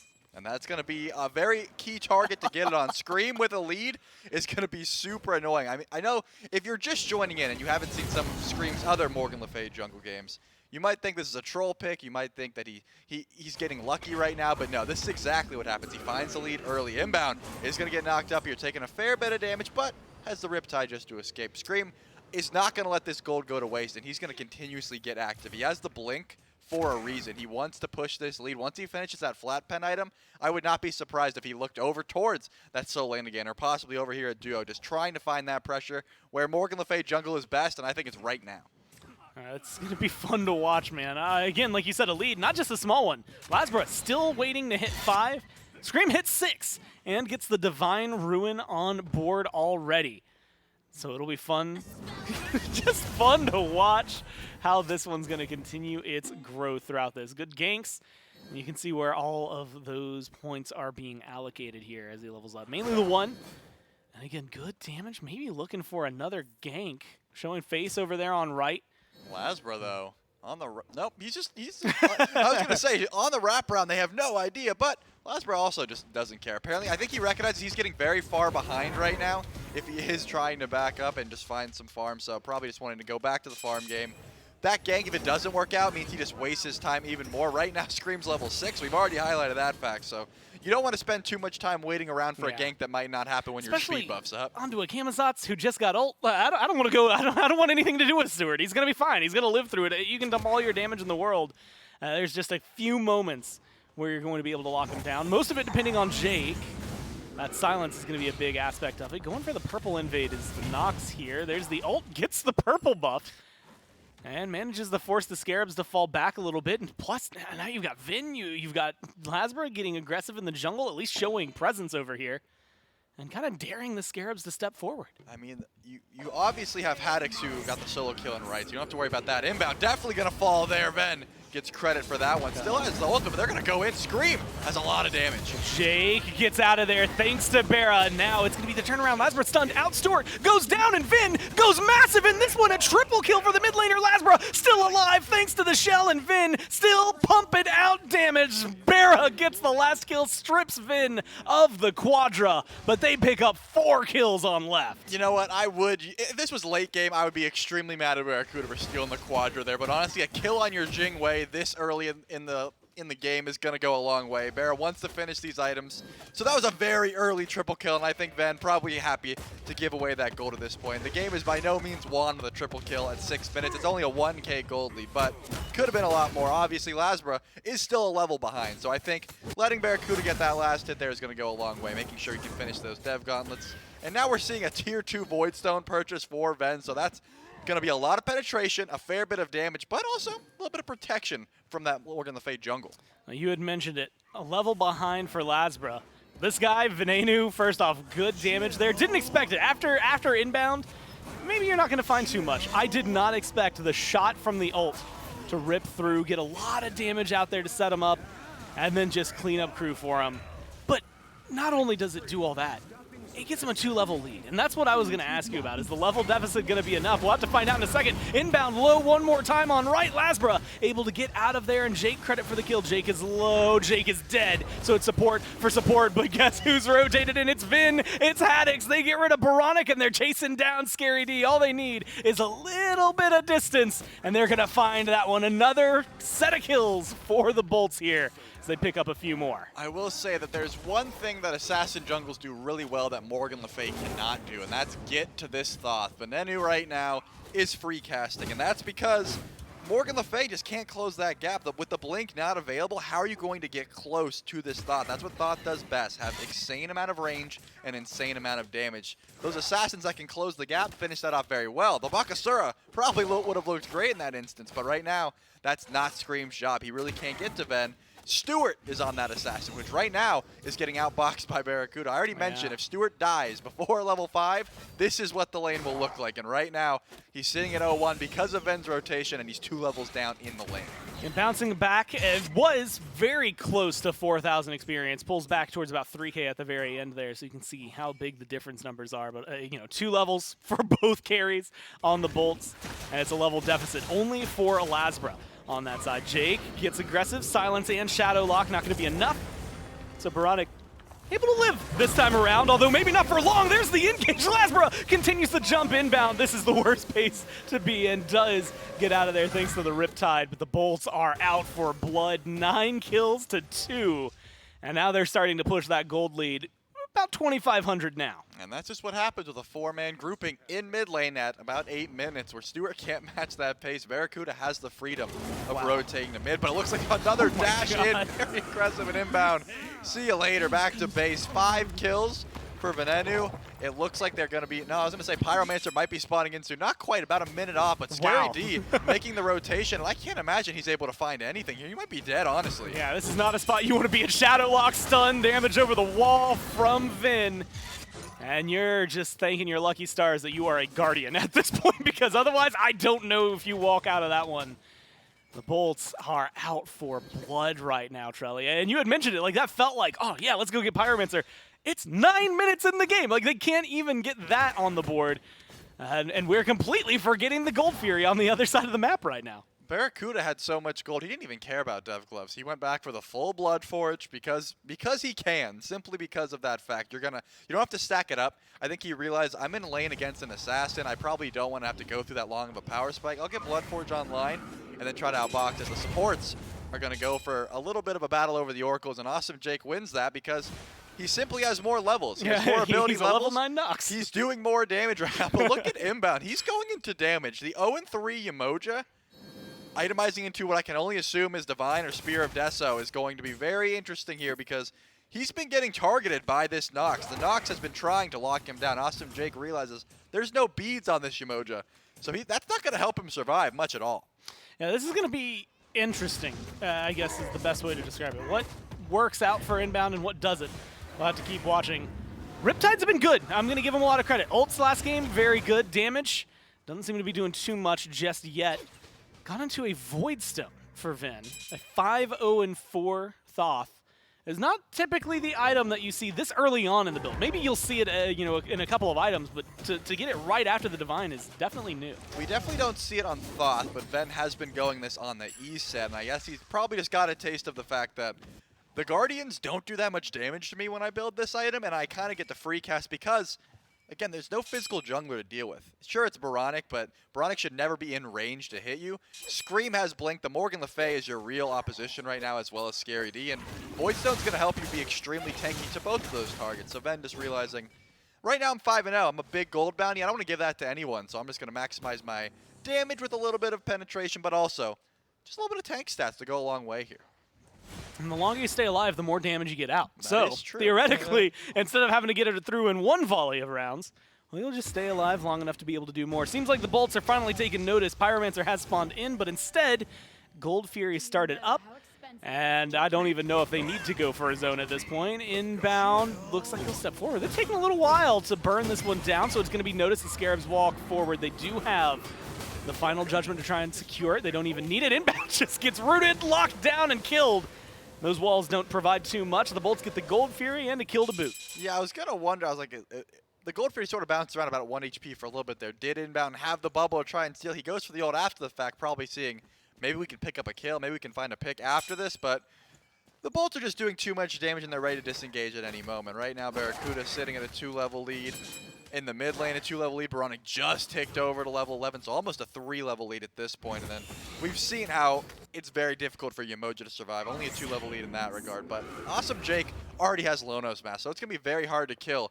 We're about to find out how hard it is to kill him because he's getting aggressed upon, but his HP bar not moving too much, at least for right now. Good walls from Scary D, and that HP bar still not moving too far. Haddix joins the fray. Lasbra seems to be getting ready to jump in as well. It's just who do they want to target? Inbound is the target, and Inbound's going to be the one who falls first. Haddix credit for the kill, and that's 5 on the support from the Scarabs. Now, do they surge forward? Well, they've got Vin here now, so they've got a little extra damage.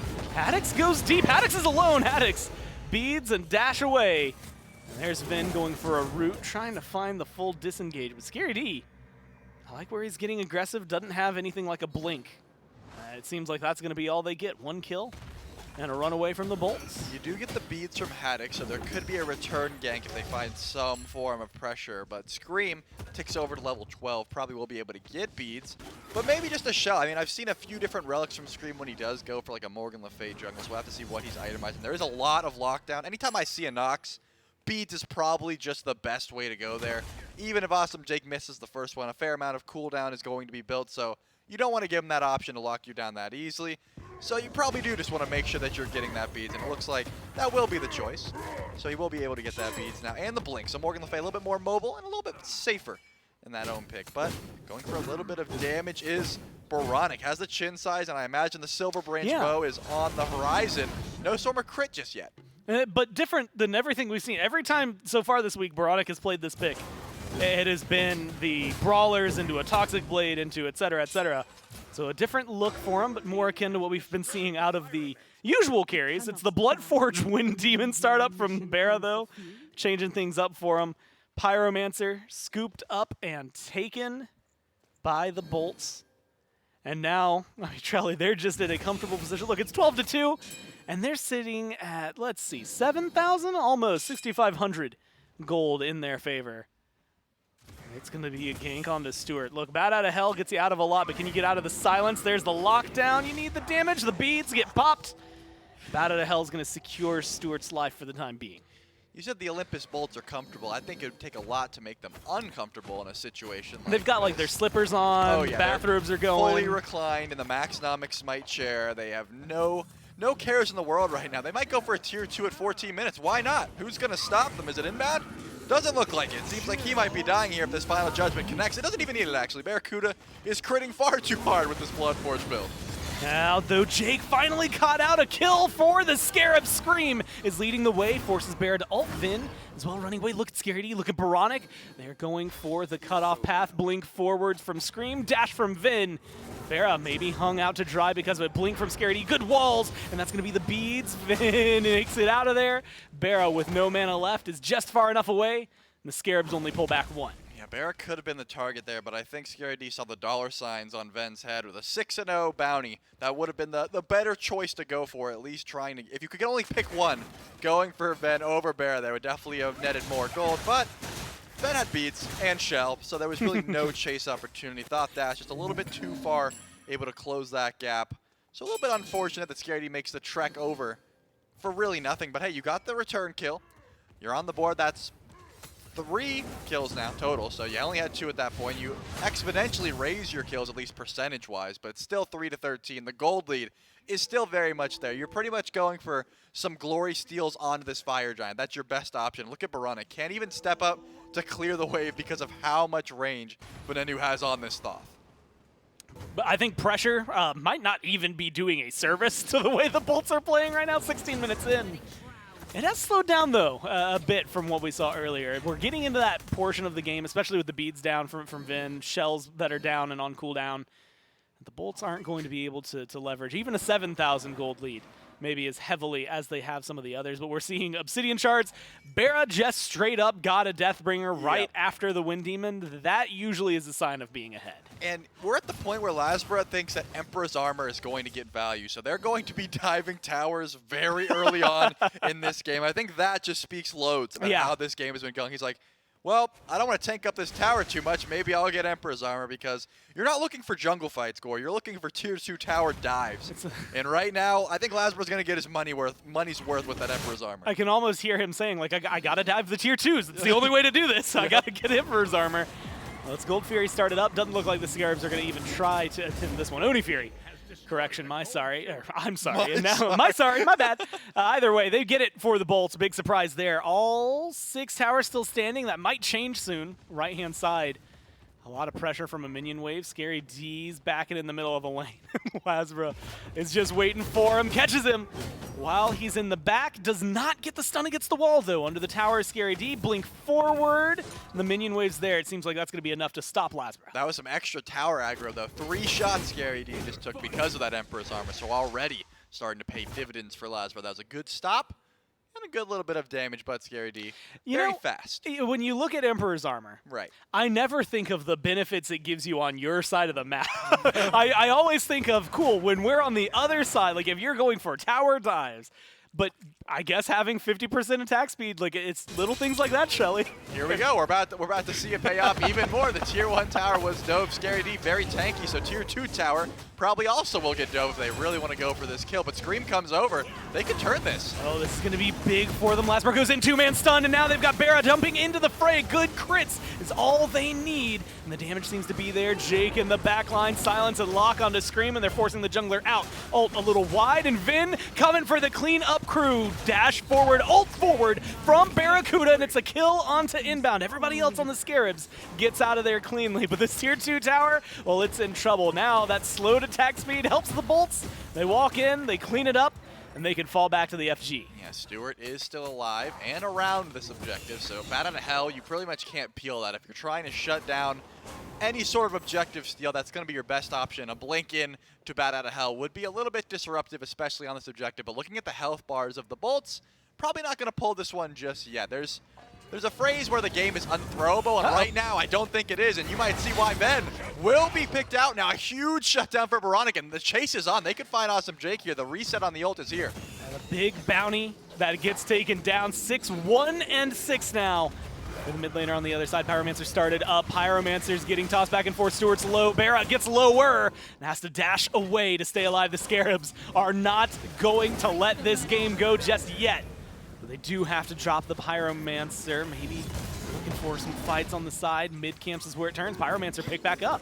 They are going to go for this again. Awesome Jake still is around. Does not have the ult up just yet, but it looks like they don't want this objective anymore. Scream's going to go for the ult. They want the pick onto Jake. Barracuda flies back in, though. Yeah, he dashes forward one more time. Jake's low, but Jake's still alive. The silence doing numbers. Scary D does get the kill, but they lose Scream in the process. Vin still has not respawned, so the Bolts are only working with 3, but that's all they need to make this one happen. They kill off Baronic. They kill off Scary D, and Haddix, he's looking for the last one on the chopping block inbound, forced to run back to mid lane. Stewart, other side of the world, and the Fire Giant started up by the Olympus Bolts. Yeah, Stewart ate like 3 crits from Barracuda, then said, hey, I'm going to go farm left side of the map. Good luck. Lasbra is going to die to this FG. He's going to have to jump out. Now that Ben's here, they should be able to pass this one back and forth. But look at this. Haddix is going to shut down the split push in left lane. They are not going to let Stewart get any avenues of farm right now. Trying to hit level 20, not a chance. The RDO is going to catch you out. Now Stewart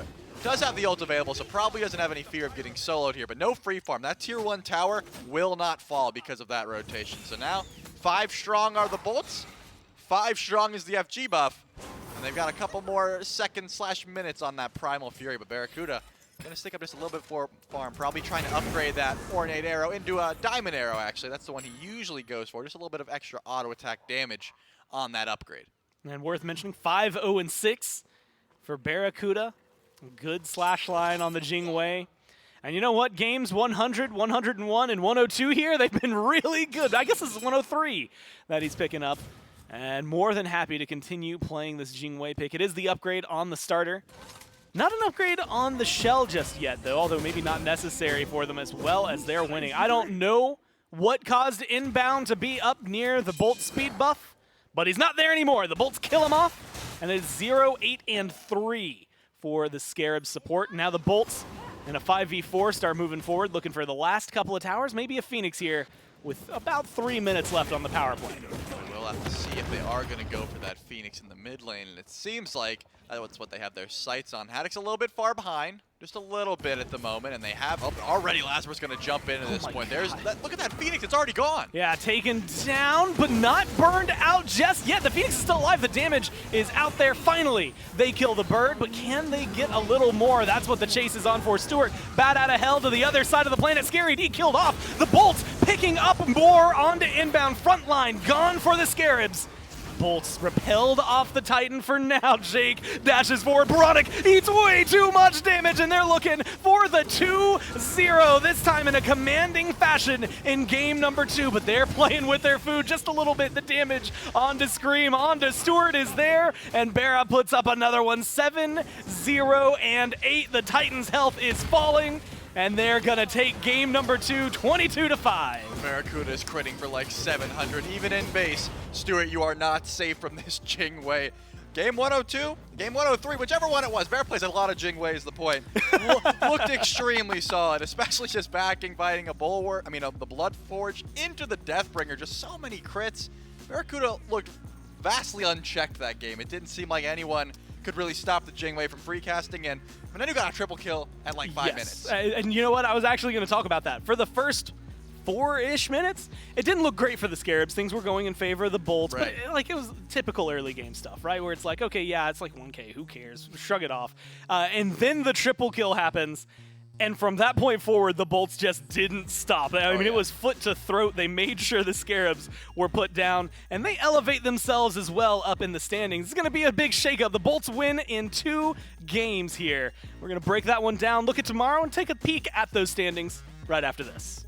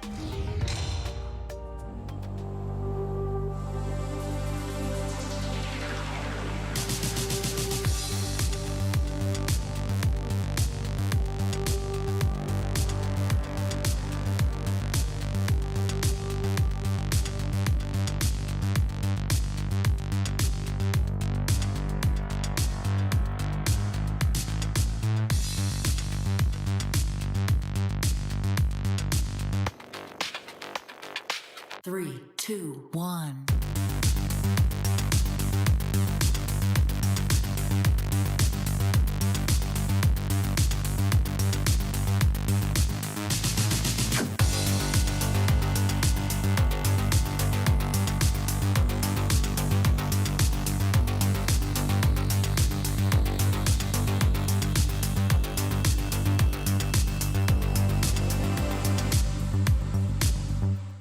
Welcome back to the Olympus Bolts victory here in our second set of the day in the SPL. A win up against the Scarabs will mean that the Olympus Bolts push themselves up to first seed.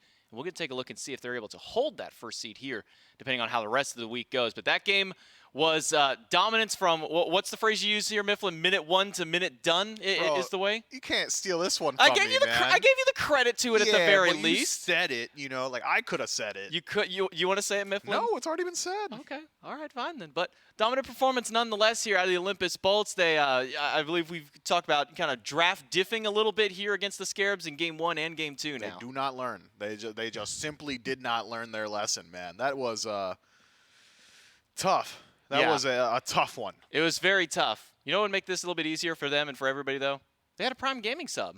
If you make sure you get some Prime Gaming out here, you can get some really cool games. There's some pretty cool stuff that's out there. We keep talking about Oblivion, but the one that really caught my eye during that ad was Turnip Boy Commits Tax Evasion. I think on my day off, I'm going to have to get that one and give it a try just to see what it's all about. I can't immediately tell just from the ad what it's all about, but it looks Are you like... sure? It seems like it's in the title. I mean... That's kind of the title of what that goes to, but as far as the actual gameplay, maybe kind of it gave me like Binding of Isaac feel out there, so it could be a real fun game out there. So make sure that you use your Prime Gaming sub to get some of those cool things. If you have Amazon Prime, make the most out of the bang for your buck there by using that Prime Gaming. You get a free Prime sub as well on Twitch. If you don't have Amazon Prime already, go ahead and get it, and then make sure to make maximum use out of that one here. But now, with this one, the Olympus Bolts getting their victory, they push themselves up to the top of the standings. They look good at doing so here, Mifflin. They really do. I mean, there was not a whole lot of fight back potential from the Solar Scarabs. I mean, at one point, I think it was like 30 seconds in, I said GG, and then like 20 minutes later, I looked up and Bobby was like 0-7, dying on their speed buff alone, and I was like, maybe the Olympus Bolts are on to something here. Maybe this might just be a dub for the veterans, and it really was. Draft diff, I think, is probably the operative word. Just felt like the Solar Scarabs compositions didn't really have a whole lot of opportunity to fight back in. I believe, what was it Trelly said? If Stu doesn't do something by level 6, he's probably not going to do something by level 20. And nothing happened pre-6, and I'll leave the rest of it up to the fans at home whether or not things happened by level 20. The Olympus Bolts, they just made a show of it. And it's not often the Olympus Bolts are a team to like farm you in Fountain. They just don't do that super often, and they did it here today. I think that's a good indicator of the confidence they were playing with. Yeah, I mean, from, what was it, like 5.5 minutes in, it's a Venenu triple kill, and Barracuda grabs one in the midst of all that. So when you get a near deicide barely 5 minutes in the game, it might be a good indicator of just the status of how this game is going out here. The Scarabs continue to try these kind of weird compositions. Sometimes they work. This time, it doesn't quite stand up. Stewart not really able to get the ball rolling on this Camazotz ADC. Scream getting some waves starting up here on this Morgan Le Fay, but like you say, once we get out of the initial 10, 15 minutes of the game, it just becomes another Morgan Le Fay out there on the map. And this one here, 2-2-3, so not the worst overall. Inbound, though, probably suffering the most here on the Scarabs, 0-9-3 to end this game out. And that right there is why he's not on any of our fantasy drafts. No, he is not. 0-9-3. No, that is definitely not why I have him on my fantasy draft. Oh, he's on yours? No, he is not. That's okay, definitely why I don't have him on mine. mine. No, I have wronged you for my support on that. So definitely a step up as far as fantasy points were concerned here.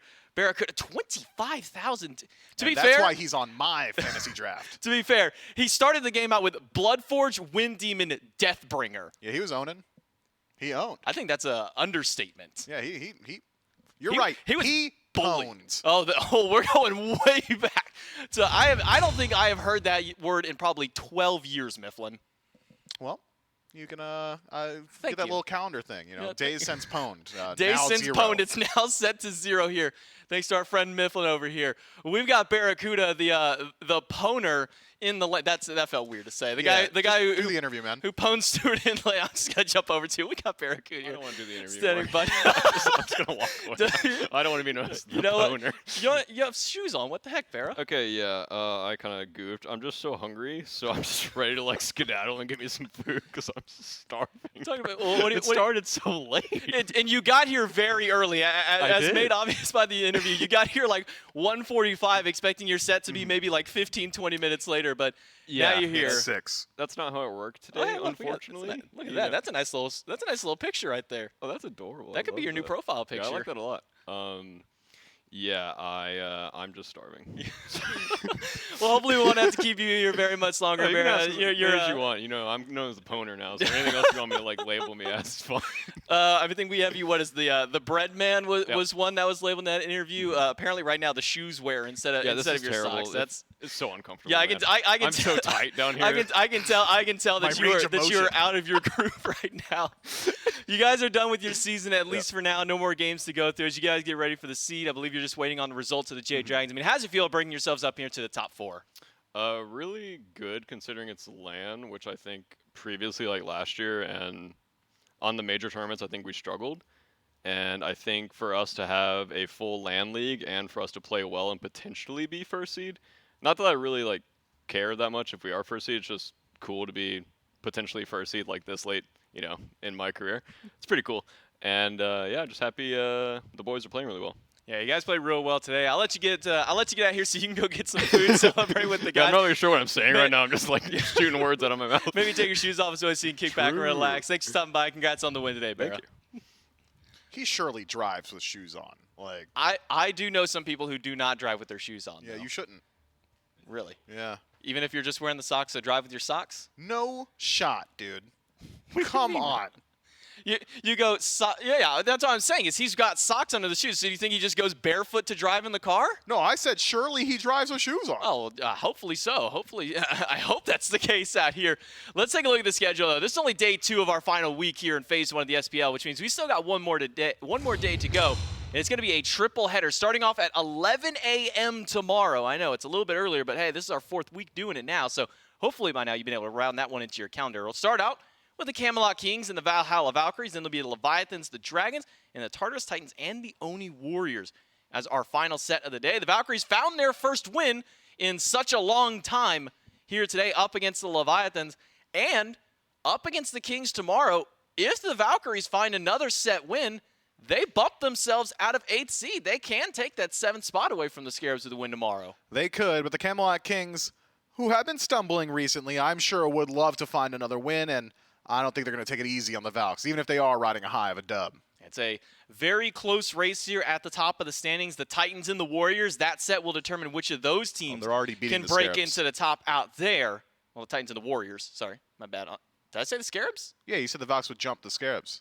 Right, the Valks, Yeah, they're already beating them. well, that's because it's 1-5 versus 1-6. Do the math there. Oh, The you're fraction right. is bigger on the 1-5 Fraction, there. yeah. But tied so far, with Titans and the Dragons both sitting in that 2nd seed. The Olympus Bolts, with their win, are waiting on the results for the Dragons to see if they're going to hold that 1st seed, though, because, again, I'm not 100% myself on the plus-minus. We'll definitely have a little bit more info on that one tomorrow to see if that one is going to be the end there. But any sets tomorrow is kind of sticking out to you here, Mifflin?